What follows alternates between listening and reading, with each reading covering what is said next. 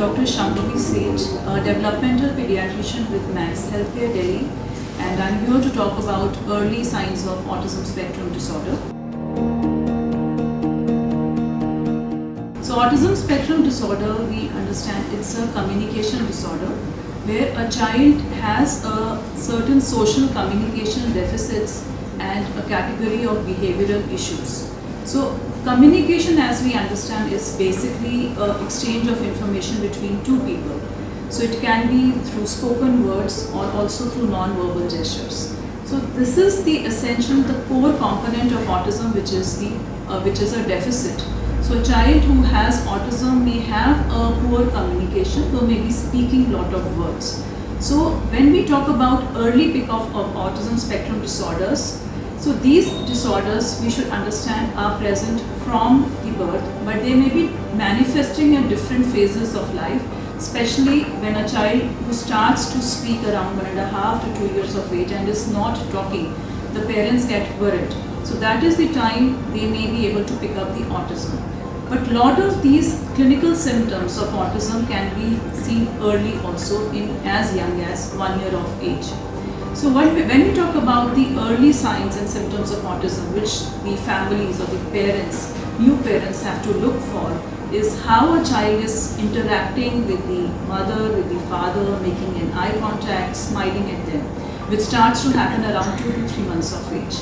And as the child is growing around 5 to 6 months of age, we see a lot of to and fro interactions, non-verbal interaction with the parent, where the mother is smiling and the child is smiling back, and the mother smiles again. So this chaining of interaction becomes very important at this age.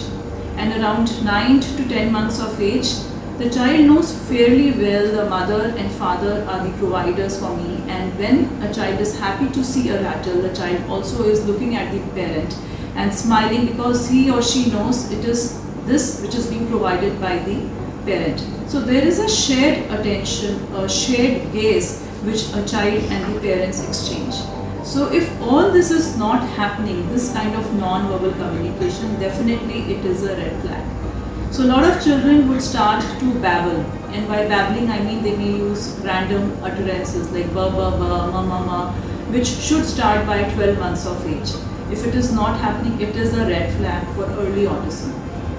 After 1 year, a child becomes more independent in communicating. So if a child needs or requires something, he may or she may be able to point and ask for it. So if a child is not pointing, and if the child is often pulling the hand of the mother or pulling the sari of the mother or just pointing with the hand like this, then there is a communication deficit, because a child may not look at the parent but just point or just look at the thing he or she wants. So a improper pointing again is a red flag.